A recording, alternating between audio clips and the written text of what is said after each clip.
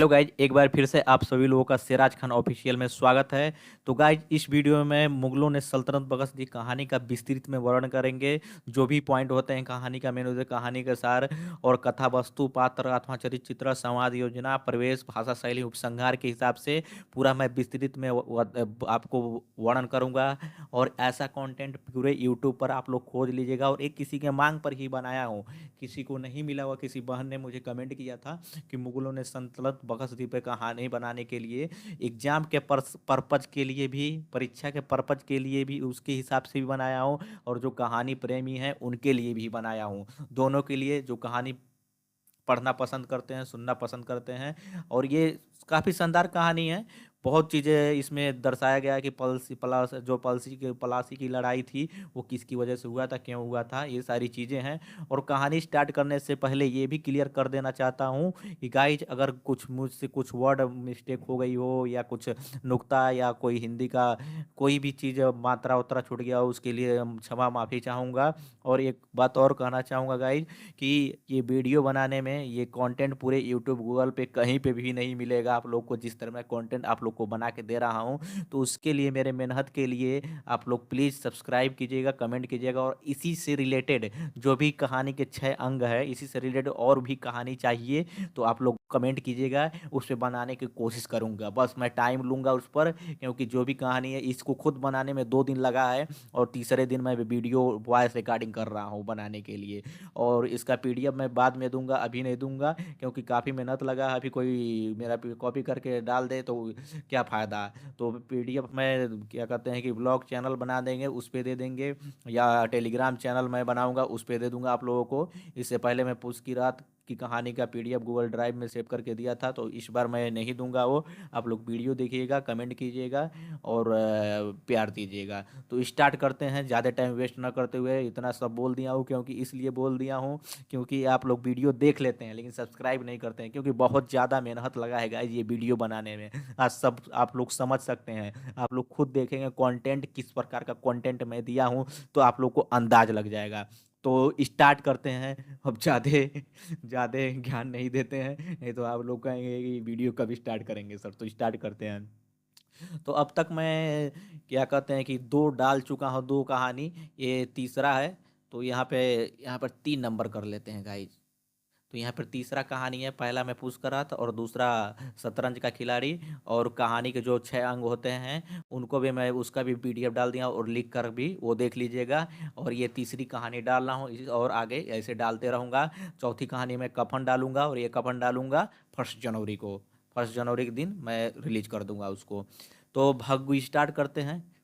भगवती चरण वर्मा जी की श्रेष्ठ कहानियों में से एक मुगलों ने सल्तनत बख्श दी कहानी का विस्तृत में वर्णन करेंगे। ये इसका फिगर है, पूरा देख लीजिएगा। भगवती चरण वर्मा जी द्वारा लिखा गया है। ये किसी कहीं से खोज खाज कर लाया हूँ, मेहनत उन्नत करके।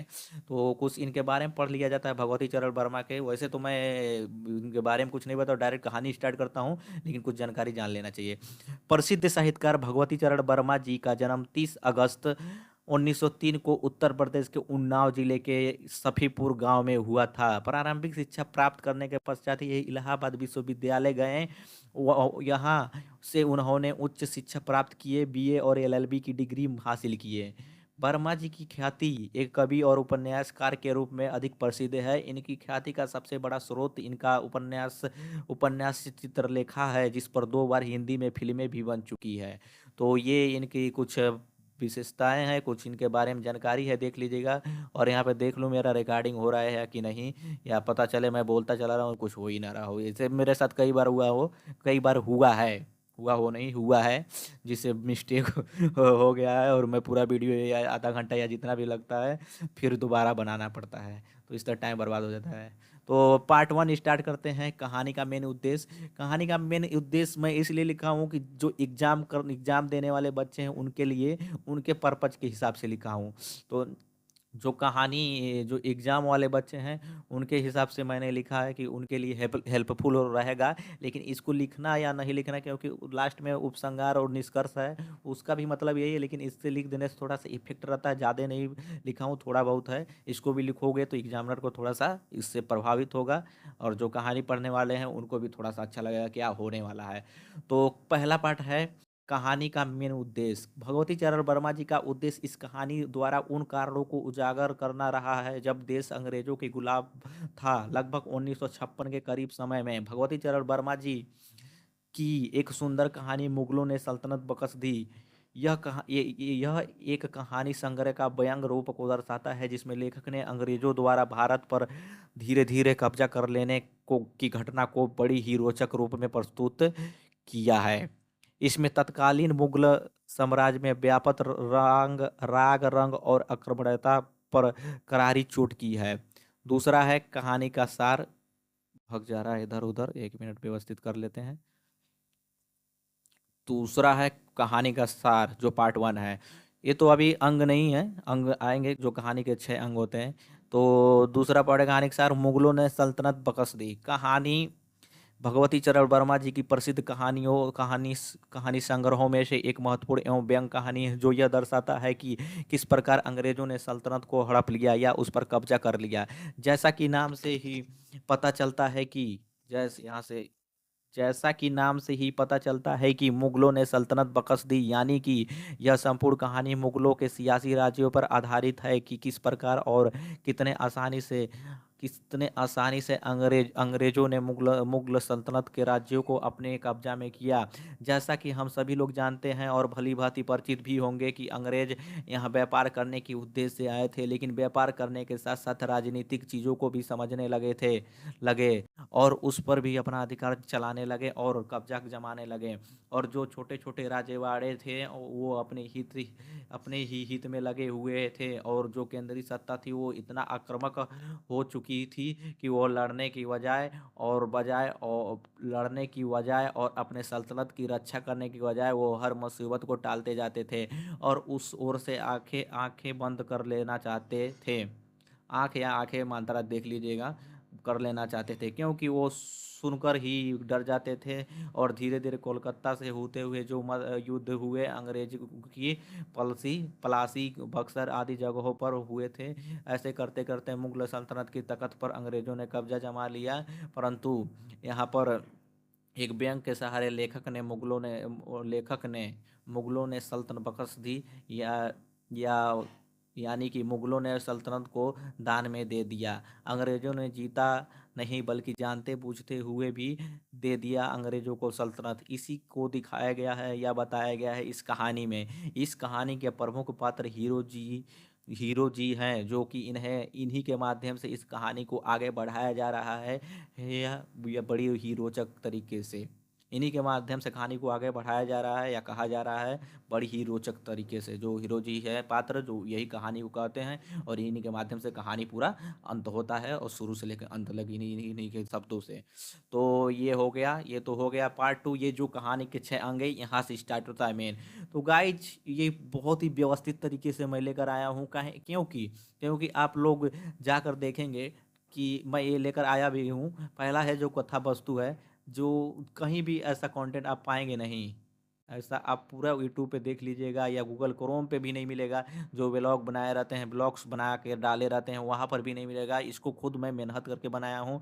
जैसे अभी कई जगह या आप लोग यूट्यूब पर देखेंगे कि डायरेक्ट लोग स्टार्ट हो जा रहे हैं, तो यहाँ पर देख सकते हैं यहाँ से किस तरह स्टार्ट हुआ है। मुगलों ने सल्तनत बख्श दी, ये गूगल का है। भगवती हीरो जी को आप नहीं जानते, दुर्भाग्य की बात है कि ये सब लिखा हुआ है यहाँ पे। लिखा है ऐसे, यदि आप हीरो जी से परिचय हो जाए तो आप निश्चय समझ लीजिए कि आप संसार के एक बहुत बड़े विद्वान से परिचित हो गए हैं। हीरो जी जानने वालों में अधिकांश का मत है कि हीरो जी पहले से ही जन्म में विक्रमादित्य के 9 रत्नों में से अवश्य रहे होंगे और अपने किसी पाप के कारण उनको इस जन्म में हीरो जी की योनि प्राप्त हुई है। अगर हीरो जी से आपसे परिचित हो जाए, यही सब लिखा है सब जगह, यूट्यूब पर भी गूगल पे भी सारा जगह। मैं काफ़ी मेहनत करके वो वीडियो बनाया हूँ, यही सब लिखा हुआ है। आप लोग देख लेंगे कि विक्रमादित्य से परिचित 9 रत्नों में से एक अवश्य रहेंगे, उन्हीं का ये अवश्य माना जाता है। तो गाइज कुछ इस तरह नहीं लिख दिया गया है कहानी में। कहानी के अगर आप लोग पीडीएफ वो देखना चाहते हैं तो वो तो मिल जाएगा गूगल क्रोम से, या यूट्यूब पर भी बहुत सारे वीडियो पड़े हैं। लेकिन ये व्यवस्थित तरीके से मैं लेकर आया हूँ। कहानी के जो 6 अंग हैं, पहला है कथा वस्तु कथानक।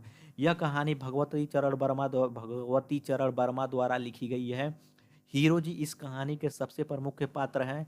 हीरो के भाई थोड़ा सा स्पीड तेज रहेगा क्योंकि बहुत बड़ी कहानी है, बोलते रहूँगा तो बहुत टाइम लग जाएगा बनाते वक़्त। तो इस हीरो जी इस कहानी का सबसे प्रमुख पात्र हैं। हीरो जी के माध्यम से इस कहानी को आगे की तरफ बढ़ाया या जानकारी दिया गया है। क्योंकि इस कहानी के प्रमुख पात्र हीरो जी और उनकी कुछ विशेषताएँ बताई है। लेखक ने जैसा कि हीरो जी शराब पीने में, अफ़ीम खाने में अव्वल हैं और इनको भाग मिल जाए तो इतने पीते हैं कि जब तक इनका पेट न भर जाए। चरस गांजा मतलब जितने भी प्रकार के जो भी नशीली चीज़ें हैं उसका सेवन करने में हीरो जी नंबर 1 नंबर 1 के अव्वल व्यक्ति हैं और अपने आप को बहुत ही ज्ञानी समझते हैं। जो भी मनुष्य उनसे परिचित है उनके ऊपर अपना ज्ञान का प्रकोप प्रभाव डालने का प्रयास करते हैं। यहाँ पर लेखक यहाँ पर लेखक ने एक हास्य व्यंग दिया है कि हीरो जी को संखिया कोई नशीली चीज दी गई जो जहर का काम करता है। किसी ने यह सोच कर दिया कि धरती पर से बोझ कम हो जाएगा, परंतु वो संखिया खाकर मरे नहीं और अगले दिन आकर फिर से उस आदमी से पूछ रहे हैं कि कल क्या चीज तुमने दिया था जिसे बहुत अच्छा नशा हुआ था। अगर आज भी वह नशा करवा देते तो तुम्हें आशीर्वाद दे देता, लेकिन उस आदमी के पास संखिया मजबूत संखिया संख्या मौजूद नहीं थी। तो इस तरह के हैं हीरो जी, हंसी मिजाज खुशनुमा, ऐसे दिल फेंक ऐसे आदमी हैं वह हीरो जी। यहाँ से स्टार्ट होता है। हीरो जी के दर्शन प्राय चाय की दुकान पर हुआ करते हैं। जो चाय की दुकान पर पहुंचता है वह हीरो जी को चाय का प्याला अवश्य पिलाता है। उस दिन जब हम लोग वो चाय पीने पहुंचे तो हीरो जी एक कोने में आंख बंद किए हुए बैठे कुछ सोच रहे थे। हम लोगों में बातें शुरू हो गई, बहस होने लगी और बातों ही बातचीत में, यहाँ पे मिस्टेक है, यहाँ पर सही कर लीजिएगा। बहस हो गई, बातचीत होते होते हरिजन आंदोलन पर बात छिड़ गई और घूमते फिरते बात आ पहुंची दानवराज बलि पर। पंडित गोवर्धन शास्त्री ने आमलेट का टुकड़ा मुंह में डालते हुए कहा, भाई यह तो कलयुग है, ना किसी में दीन है ना ईमान है। कौड़ी कौड़ी पर लोग बेईमानी करने लगे हैं। अरे अब तो लिखकर भी लोग मुकर जाते हैं। एक युग था जब दानव तक अपने वचन निभाते थे, सुरों और नरों की तो बात ही छोड़ दीजिए। दानवराज बलि ने दानवराज बलि ने वचनबद्ध होकर सारी पृथ्वी दान कर दी थी। पृथ्वी ही काहे को स्वयं अपने को भी दान कर दिया था। हीरो जी चौंक उठे। खासकर उन्होंने कहा, क्या बात है, जरा फिर से तो कहना। सब लोग हीरो जी की ओर घूम पड़े। कोई नई बात सुनने को मिलेगा, सब लोग सोचने लगे। इस आशा से मनोहर ने शास्त्री के शब्दों को दोहराने का कष्ट उठाया। हीरो जी, ये गोवर्धन शास्त्री जो है सो कह रहे हैं कि कलयुग में धर्म कर्म सब लोप हो गया है। त्रेता में तो दैत्यराज बलि तक ने अपना सब कुछ केवल वचनबद्ध होकर दान दे दिया था। हीरो जी हंस पड़े। हाँ तो यह गोवर्धन शास्त्री कहने वाले हैं हुए और तुम लोग सुनने वाले, ठीक ही है। लेकिन तो हमसे सुनो, यह तो कह रहे हैं त्रेता की बात। अरे अब तो ये अकेले बलि ने ऐसा बलि कर दिया था, बलिराज ने कर दिया था। लेकिन मैं कहता हूँ कलयुग की बात है। कलयुग में तो एक आदमी की कही हुई बात को उसकी 7-8 पीढ़ी तक निभाती गई और यद्यपि वह पीढ़ी स्वयं नष्ट हो गई लेकिन उसने अपना वचन नहीं तोड़ा। हम लोग आश्चर्य में पड़ गए। हीरो जी की बात समझ नहीं आया। पूछने पड़ा, हीरो जी, कलयुग में किसने इस प्रकार प्रकार अपने वचनों का पालन किया है? लौंडे हो ना, लौंडे हो ना तुम लोग। हीरो जी ने मुंह बनाते हुए कहा, जानते हो मुगलों की सल्तनत कैसे गई? हाँ, अंग्रेजों ने उनसे छीन लिया। तभी तो कहता हूँ कि तुम सब लोग लौंडे हो। स्कूली किताबों को रट रट कर, चाट चाट कर बन गए हो पढ़े लिखे आदमी। अरे मुगलों ने अपनी सल्तनत अंग्रेजों को बख्श दी। हीरो जी ने यह कौन सा नया इतिहास बनाया? आंखें कुछ अधिक खुल गई। सबकी आंखें अचानक से खुल गई, कान खड़े हो गए। मैंने कहा, सो कैसे? अच्छा तो फिर सुनो। हीरो जी ने आरंभ किया, जानते हो शहंशाह शाहजहां की लड़की शहजादी रोशन आरा एक दफे बीमार पड़ी थी और उसे एक अंग्रेज डॉक्टर ने अच्छा किया था। उस डॉक्टर को शहंशाह शाहजहां ने हिंदुस्तान में तिजारत यानी व्यापार करने के लिए कलकत्ते में कोठी बनाने की इजाज़त दे दी थी। हाँ, यह तो हम लोग नहीं पढ़ा है, लेकिन असल बात यह है कि शहजादी रोशन आरा वह शहंशाह शाहजहां की ही लड़की लड़की है। हाँ, वह शहजादी रोशन आरा एक दफे जल गई थी, अधिक नहीं जली थी, हाथ थोड़ा सा जल गया था।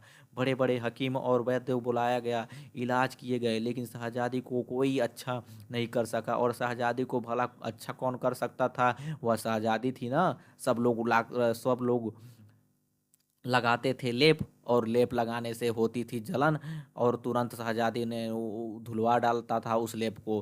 भला शहजादी को रोकने वाला कौन था। अब शहंशाह सलामत, मतलब वो जो शहंशाह है शाहजहां, उन्हीं की बात कर रहा। शहंशाह सलामत को फिक्र हुई, लेकिन शहजादी अच्छी हो तो कैसे, वह तो दवा असर करने ही नहीं पाती थी। उन्होंने दिनों उन्हों दिनों उन्हों दिनों एक अंग्रेज घूमता दिल्ली आया, दुनिया देखे देखे हुए, घाट घाट का पानी पिए हुए, पूरा चालाक और मक्कार था। उसको शहजादी की बीमार की खबर लग गई। नौकर को घूस देकर उसने पूरा हाल दरिया से मतलब किया, मतलब पूरा पता लगा लिया, उसका इंतजाम कर लिया, कैसे क्या है, कैसे क्या हुआ है। उसे मालूम हो गया कि शहजादी जलन की वजह से दवा धुलवा डाला करती हैं। सीधे सीधे शहंशाह सलामत के पास पहुंचा और कहा कि डॉक्टर हूं मैं, शहजादी का इलाज करने आया। उसने शहजादी की हाथ में ले लिया शहजादी के हाथ अपने हाथ में ले लिया। उसने शहजादी के हाथ में एक दवा लगाई। उस दवा से जलन होना तो दूर रहा, उल्टे जले हुए हाथ में ठंडक पहुंची। अब भला शहजादी उस दवा को क्यों धुलवाती। हाथ अच्छा हो गया। जानते हो वह दवा क्या थी। हम लोगों की ओर भेद भरी दृष्टि डालते हुए हीरो जी ने पूछा। सभी आश्चर्यजनक हो गए। भाई हम दवा क्यों क्या क्या करेंगे जानकर, क्या जाने। कृष्णानंद ने कहा, तभी तो कहते हैं कि इतना पढ़ लिख कर भी तुम्हें ज्ञान ना आई, तुम्हें ज्ञान की समझ नहीं है। तुम केवल किताबी कीड़े हो, किताबी को रट रट कर पढ़े हो, किताबी कुत्ते हो। अरे वह दवा थी वैसलीन, वही वैसलीन जिसका आज घर घर में प्रचार है। वैसलीन, लेकिन वैसलीन तो दवा नहीं होती है, मनोहर ने कहा। हीरो जी मनोहर ने कहा, वो लेकिन वैसलीन तो दवा नहीं होती है, मनोहर ने कहा। हीरो जी संभल कर बैठ गए। फिर बोले, कौन कहता है कि वैसलीन दवा होती है। अरे उसने हाथ में लगा दी वैसलीन और घाव अपने आप ही अच्छा हो गया। वह अंग्रेज सही कर लीजिएगा, बन बैठा डॉक्टर, और उसका नाम हो गया। शाहजहां शहंशाह बड़े प्रसन्न हुए। उन्होंने उस फिरंगी डॉक्टर से कहा, मांगो जो मांगना चाहते हो। उस फिरंगी ने कहा, हजूर मैं इस दवा को हिंदुस्तान में रायज बेचना करना चाहता हूँ, इसलिए हजूर मुझे हिंदुस्तान में तिजारत व्यापार करने की इजाज़त दे। यहाँ पर कुछ कुछ वर्ड हैं जो कई लोगों को जो नहीं जानते हैं उनको समझने में दिक्कत होगा। तो तिजारत रायज जो भी है मैं उनके आगे भी लिख दिया हूँ कि क्या है। तिजारत व्यापार करने की इजाज़त दे दे। बादशाह सलामत ने जब यह सुना कि डॉक्टर हिंदुस्तान में इस दवा का प्रचार करना चाहता है तो बड़े प्रसन्न हुए। उन्होंने कहा, मंजूर है, और कुछ मांगो। तब चालाक डॉक्टर ने, जानते हो क्या मांगा। उसने कहा, हजूर मैं एक तंबू तानना चाहता हूँ, तंबू लगाना चाहता हूँ, गाड़ना चाहता हूँ, जिसके नीचे इस दवा की पीपे इकट्ठे की जाएंगी। जहाँपना यह फरमा दी कि उस तंबू के नीचे जितने जमीन आवेगी, वह जहाँपना ने फिरंगियों को बख्श दी। शहंशाह शाहजहां ने सीधे सीधे आदमी थे। उन्होंने सोचा नहीं, तंबू के नीचे भला कितनी जगह आवेगी। उन्होंने कह दी, मंजूर है। हाँ, तो शाहजहां शहंशाह ने सीधे साधे आदमी, छल कपट उन्हें आती न थी, और वह अंग्रेज था, दुनिया देखा हुआ था, 7 समुंदर पार करके हिंदुस्तान आया था। पहुंचा बिलाया तो वह उसने बनवाया रबड़ का एक बड़ा तंबू, और जहाज पर तंबू लदवा कर चल दिया हिंदुस्तान। कलकत्ते में उसने वह तंबू लगवा दिया। वह तंबू कितना ऊंचा था इसका अंदाज आप नहीं लगा सकते हैं। उस तंबू का रंग नीला था। वह तंबू लगा कलकत्ते में, और विलायत से पीपे पर पीपे लद लद कर आने लगी। उन पीपों में वैसलीन की जगह भरा था एक एक अंग्रेज जवान के बंदूक तलवार से। सब पीपे तंबू के नीचे रखवा दी गई। तलवार से मतलब ये सारी चीज़ें थे, सब पीपे तंबू के नीचे रखवा दी गई। जैसे जैसे पीपे जमीन घिरने लगी, वैसे वैसे तंबू को बढ़ा कर जमीन घेर दी गई। तंबू तो रबड़ का था, जितना बढ़ गया। अब तंबू पहुंचा प्लासी। तुम लोगों ने पढ़ा होगा कि प्लासी का युद्ध हुआ था। अरे सब झूठ है। असल में तंबू बढ़ते बढ़ते प्लासी पहुंचा था, और उस वक्त मुगल बादशाह का हराकर संदेशवाहक दौड़ा। था दिल्ली। बस यही कह दिया गया कि प्लासी की लड़ाई हुई है। जी हाँ, उस वक्त दिल्ली में शहंशाह शाहजहाँ की तीसरी या चौथी पीढ़ी सल्तनत कर रही थी। हराकर जब दिल्ली पहुंचा उस वक्त पाशा सलामत की सवारी निकल रही थी। हराकर घबराया हुआ था, फिरंगियों की चालों में ऐसे हैरान था। उसने मौका देखा ना महल मौका ना देखा ना महल। वहीं सड़क पर खड़े होकर उसने चिल्लाकर कहा, जहाँपनाह गजब हो गया, ये बदतमीज फिरंगी फिरंगी अपनी तंबू प्लासी तक खींच लाए हैं। और चूंकि कलकत्ते से प्लासी तक की जमीन तंबू के नीचे आ गई है, इसलिए इन फिरंगियों ने उस जमीन पर कब्जा कर लिया है। जो इनको मना किया तो इन बदतमीजों ने शाही फरमान दिखा दिया। बादशाह सलामत की सवारी रुक गई थी। उन्हें बुरा लगा। उन्होंने हराकर से कहा, मैं हराकर मैं कर ही क्या सकता हूँ। जहाँ तक फिरंगी का तंबू घिर जाए वहाँ तक की जगह उनकी ही हो गई। हमारे बुजुर्ग यह कह गए हैं। बेचारा हराकर अपना समूह लेकर वापस आ गया। हराकर लौटा और इन फिरंगियों का तंबू बढ़ा। अभी तक तो आते थे पीपो में आदमी, अब आने लगे तरह तरह के सामान। हिंदुस्तान का व्यापार फिरंगियों ने अपने हाथ में ले लिया। तंबू बढ़ता ही रहा और पहुंच गया बक्सर। इधर तंबू बढ़ा और इधर लोगों की घबराहट बढ़ी। यह जो किताबों में लिखा है कि बक्सर की लड़ाई हुई, यह गलत है। पलसी की लड़ाई हुई, यह गलत है भाई। जब तू तंबू बक्सर पहुंचा तो फिर हरा कर दौड़ा। अब जरा बादशाह सलामत की बात सुनिए। वह जनाब दीवान खास में तशरीफ रख रहे थे। उनके सामने सैकड़ों बल्कि हजारों मुसाहब बैठे थे। बादशाह सलामत हुक्का गुड़गुड़ा रहे थे। सामने एक साहब जो शायर थे, कवि थे, कुछ गा गा कर पढ़ रहे थे और कुछ मुसा मुस अजान हो रहा है गाइस थोड़ा सा। तो गाइज अजान हो रही थी तो इसकी वजह से मैं बंद कर दिया हूँ। तो कहाँ पे थे हम?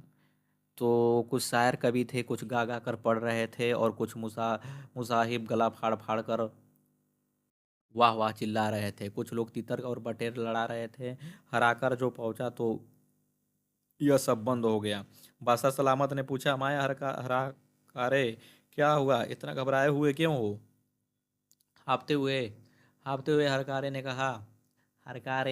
कहा, जहाँ पना इन बदजात फिरंगियों ने अंधेरा मचा रखा है, वह अपना तंबू बक्सर खींच लाए हैं। बादशाह सलामत को बड़ा ताज्जुब हुआ। उन्होंने अपने मुसाहबों से पूछा, माया हरकरा कहता है। हरकरा मतलब संदेश वाहक, जो भी कह लीजिए, उनके चौकीदार या जो भी रहते होंगे उन्हीं को इस संज्ञा दे हराकार कहता है। हराकार कहा गया है। हराकार कहता है कि फिरंगी अपना तंबू कलकत्ते से बक्सर तक खिंचलाए, यह कैसे मुमकिन है? इस पर एक मुसाहब ने कहा, जहाँपना ये फिरंगी जादू जानते हैं। जादू? दूसरे ने कहा, जहाँपना इन फिरंगियों ने जिन्नात पाल रखे हैं। जिन्नात सब कुछ कर सकते हैं। बादशाह सलामत को समझ में कुछ नहीं आया। उन्होंने हरकारे से कहा, माया हरकारे, तुम बतलाओ यह तंबू किस तरह बढ़ाया बढ़ाया। हरकारे ने समझाया कि तंबू रबड़ का है। इस पर बादशाह सलामत बड़े खुश हुए। उन्होंने कहा, ये फिरंगी भी बड़ा चालाक है, पूरे अकल के पुतले हैं। इस पर मुसाहबों ने एक स्वर में कहा, इसमें क्या शक है जहाँपना? जहाँपना वजह फरमाते हैं। बादशाह सलामत मुस्कुराए, अरे भाई, किसी चौकीदार को भेजो जो इन फिरंगियों को सरदार को बुला लावे। मैं उसे खिलत खिलत देखो यहाँ पे लिखा, मैं खिलत उसे भेड़ दूंगा। ये भी शब्द आया, खिलत भेड़ दूंगा। उस मुसाहब उस मुसाहब कह उठे, वल्लाह जापना, एक ही दरिया दिल है, इस फिरंगी सरदार को जरूर खिलत देनी चाहिए।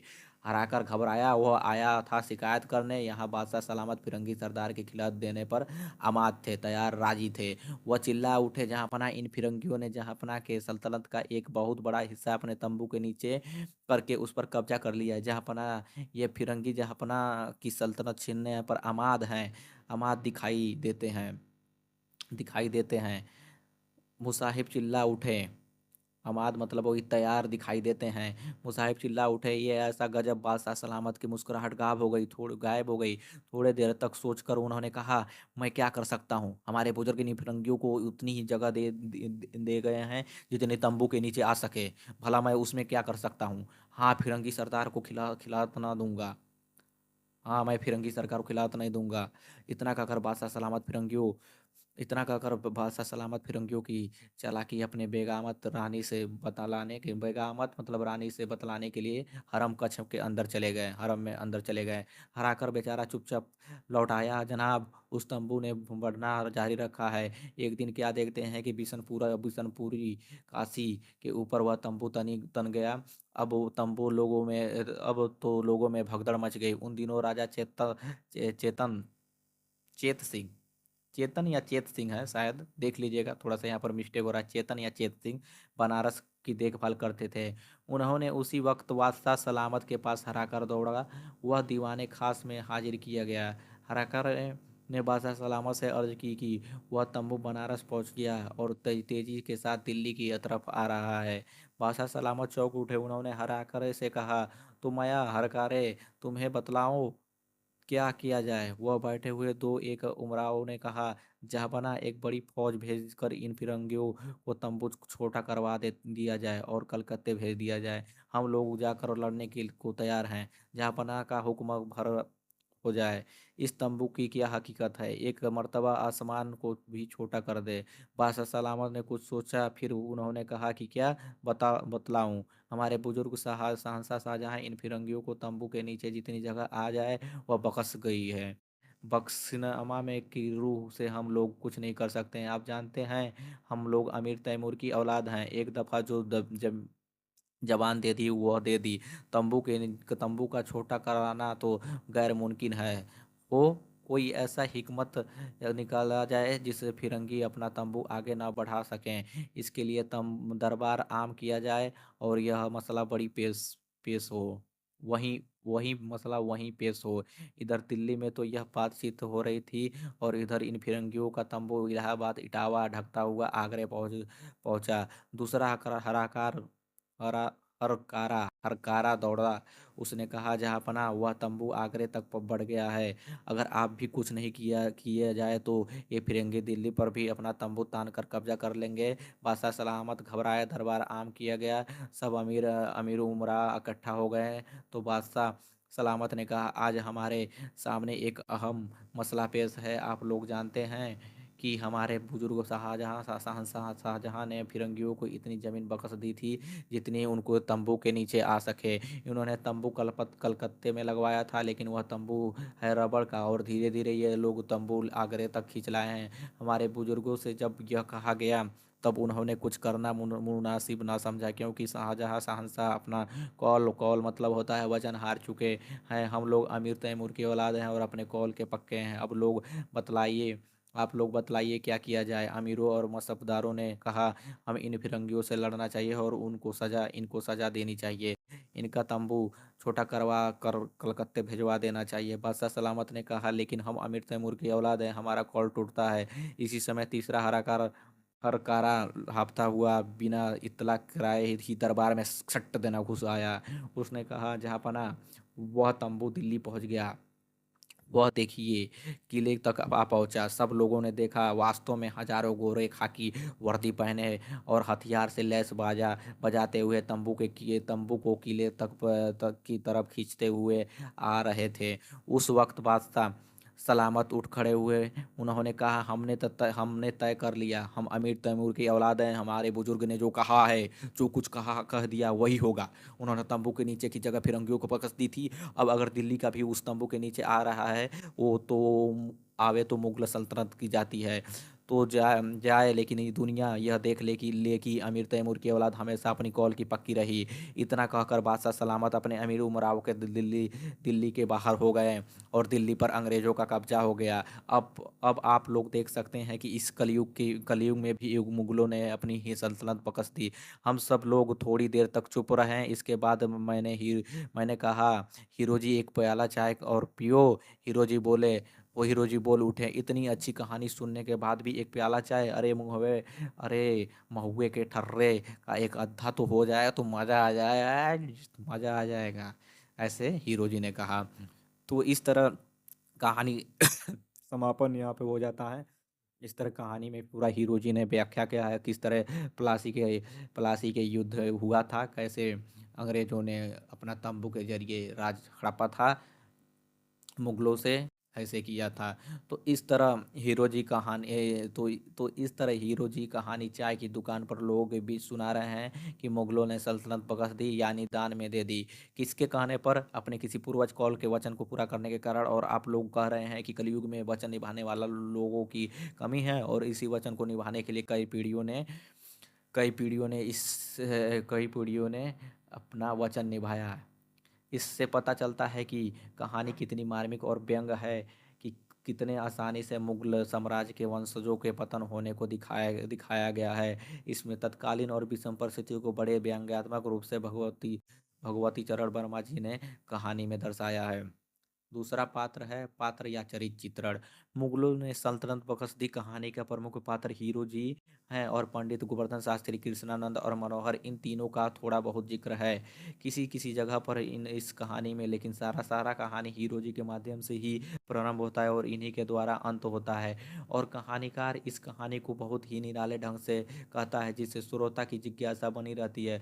प्रस्तुत कहानी में कहानीकार ने कहा है कि अयोग्य दूरदर्शी सलायनवादी प्राकृतिक प्रकृति के व्यक्ति अपने मान मर्यादा की रक्षा न कर सकता है। मुगल शासक अपनी अदूरदर्शिता के कारण मुगल सल्तनत की रक्षा न कर सके और अपनी विनाश देखा। मुगल बादशाह से अंग्रेजों ने अपनी धूर्तता और कायरपना कायरपना के बल पर उनका राज्य हड़प लिया। शहंशाह शाहजहां की पुत्री रोशन आरा एक बार बीमार पड़ी। हकीमों ने उनका दवा की, लेकिन वह अच्छी नहीं हुई। इसका कारण था कि जले पर जो लेप लगाया जाता था उससे उसे पीड़ा के कारण उसे धो डालते थे। अंग्रेज जब इस कहानी को सुने तो वह डॉक्टर के छद्म वेश में वह डॉक्टर बनकर शहंशाह से मिला। उसने शाहजादी का इलाज अपने हाथों में लिया। उसने शाहजादी के हाथों में वैसलीन लगा दी, जिससे उन्हें ठीक लगा। शाहजादी उसे धोया नहीं, फलता हाथ अच्छा हो गया। खुश होकर शाहजहाँ शाहजादा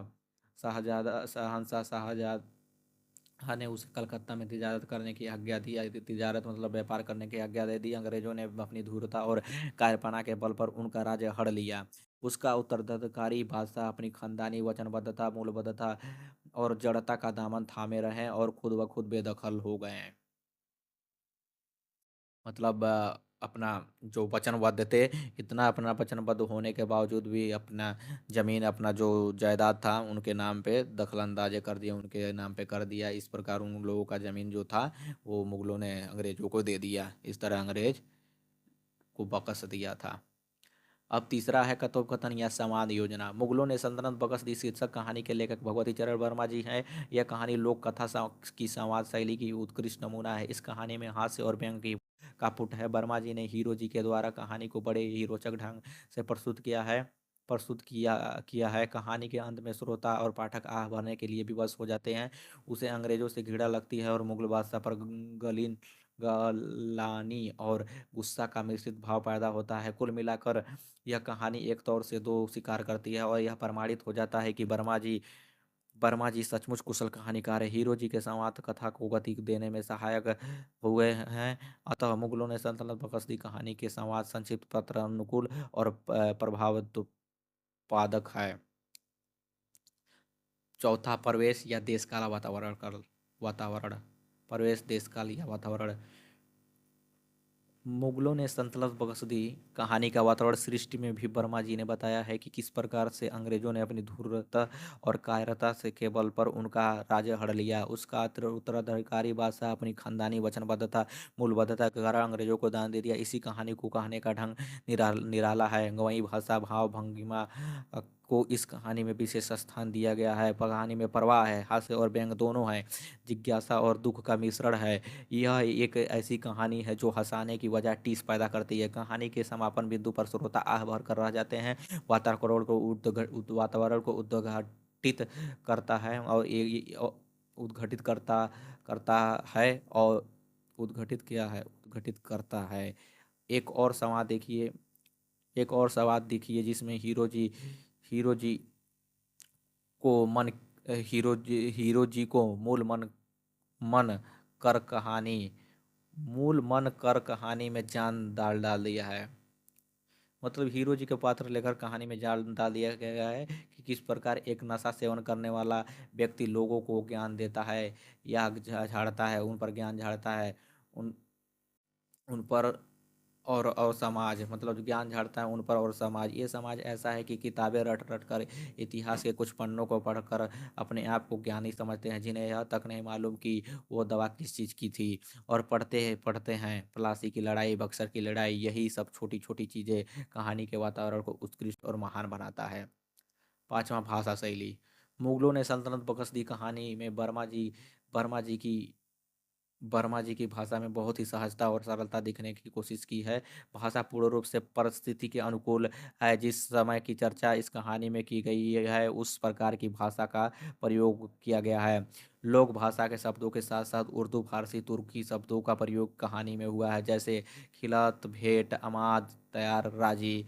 हराकार मतलब संदेश वाहक, तिजारत, व्यापार, राज मतलब बेचना, कौल मतलब वचन जैसे शब्दों का प्रयोग आया है। और गंवाई भाषा भाव भंगिमा को इस कहानी में विशेष स्थान दिया गया है। कहानी में प्रवाह है, हास्य है और व्यंग दोनों है, जिज्ञासा और दुख का मिश्रण है। इस कहानी की भाषा आम बोलचाल की भाषा की तरह ही है। पांचवा, छठ छठवां पांचवा तो हो गया था। छठा, उपसंहार या निष्कर्ष। भगवती चरण वर्मा ने इस कहानी के माध्यम से यह संदेश देना चाहते चाहते हैं कि अदूरदर्शी और अयोग्य व्यक्ति जीवन में असफल होता है। भगवती चरण वर्मा ने यह कहानी भारत की आज़ादी से पहले के स्वतंत्रता संग्राम को आधार बनाकर लिखी थी। इस कहानी में लेखक ने मुगल काल के पतन के बाद और अंग्रेजों के आगमन के प्रसंग काल का वर्णन किया है। इस कहानी की शुरुआत चाय की दुकान से शुरू होता है और यह वस्तुतः ग्रामीण चौपाल है, जहां लोग चाय की चुस्की लेते हैं और लोक कथा भी सुनने सुनाते हैं। इस कहानी में विद्रोह भावना के साथ साथ मानवीय मूल्यों का आदर्श भी उपस्थित किया गया है। शाहजहां की उत्तराधिकारी खानदानी वचनबद्धता के दामन थामे हुए रहते हैं और अंग्रेज की मक्कारी को समझकर भी आंखें मूंदे रहते हैं। मुगल साम्राज्य का विनाश हो जाता है लेकिन आह नहीं भरते हैं। इस कहानी का नायक हीरो जी हास्य व्यंग को कहानी में समाहित कर लोगों को अपनी ओर खींचने में सफल होता है। प्रारंभ में लोग हरिजन आंदोलन के संबंध में बात करते हुए दानव राज बलि की दानशीलता पर बहस होती है। कलयुग की बात आती है, लोग के ईमान और धर्म पर कटाक्ष किया जाता है। पंडित गोवर्धन शास्त्री कहते हैं कि दानव राज बलि ने इतना वचनबद्ध होकर सारी पृथ्वी दान कर दी थी। पृथ्वी ही कहाँ स्वयं अपने आप को भी दान कर दिया था। हीरो जी ने उन्हीं की बात सुनकर कहा कि कलयुग में तो एक आदमी की कही बातें उसके साथ 8 पीढ़ी तक तक निभाती है, मिलती गई है, और यद्यपि वह पीढ़ी स्वयं नष्ट हो गई लेकिन वो अपना वचन नहीं तोड़ा। यहीं से मुगल बादशाह की कहानी शुरू होती है, जिसने अपनी अदूरदर्शिता से अपना सब दिया। इस कहानी को कहने का ढंग निराला है। गंवाई भाषा भाव भंगिमा को इस तरह कहानी से में विशेष स्थान दिया गया है। कहानी में प्रवाह है, हास्य और व्यंग दोनों है, जिज्ञासा और दुख का मिश्रण है। यह एक ऐसी कहानी है जो हंसने की बजाय टिस पैदा करती है। कहानी के समापन बिंदु पर श्रोता आह भरकर रह जाते हैं। ये उपसंहार हो गया। फाइनली लास्ट में आते हैं, एक संदेश पॉइंट जोड़े हैं। उपन्यास लेखक के रूप में हिंदी जगत में उनकी प्रतिष्ठा में चार चांद लग गई। यथार्थवादी दृष्टिकोण से लिखी गई उनकी कहानियों में विद्रोह भावना के साथ साथ भगवती चरण वर्मा जी जो कहानी लिखते हैं, उपन्यासकार लेखक हैं, उनकी कहानियों में विद्रोह भावना के साथ साथ मानवीय मूल्यों को आदर्श भी मानवीय मूल्यों का आदर्श भी परिलक्षित होता है। मुगलों ने सल्तनत बख्श दी में उन्होंने लोक कथा की समाज शैली को अपनाया। उन्होंने इसमें यह संदेश देने का प्रयास किया है कि जो पहले के जमाने के लोग थे, जो राजा महाराजा थे, इतने अपने वचन के पक्का वादा थे, जो कहते थे उसको निभाते थे। देने का प्रयास किया कि पालनवादी अदूरदर्शी अपनी प्रतिष्ठा कभी भी बचा नहीं सकती। मुगल बादशाह अपनी अदूरदर्शिता के कारण ही अपना विशाल साम्राज्य गवा दिए। तो ये सब है गाइस, ये सब देख लीजिएगा। कहीं किस जगह किसी किसी जगह पर मैं अगर रॉन्ग वर्ड बोला हूँ या कहीं गलत वर्ड लिख दिया होऊंगा तो उसको अपने हिसाब से सही कर लीजिएगा।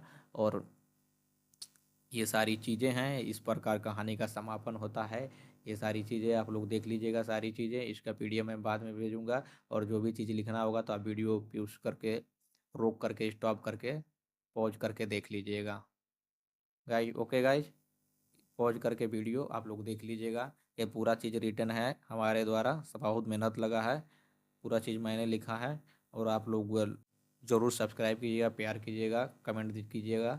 और नेक्स्ट टाइम आप लोग इसी जो पॉइंट होते हैं, जो भी ये जो कहानी के 6 अंग हैं, जो कहानी के कथा, वस्तु, पात्र, चरित्र, समाज, योजना, प्रवेश, वातावरण, देश काल, भाषा, शैली, ये जो भी है, इस पे मैं जो भी आप लोग को कहानी चाहिएगा कमेंट कीजिएगा, तो उसके हिसाब से मैं बनाने की कोशिश करूँगा। ये कमेंट आया था तभी मैं ये कहानी बनाया हूँ, अपने मन से नहीं बनाया हूँ।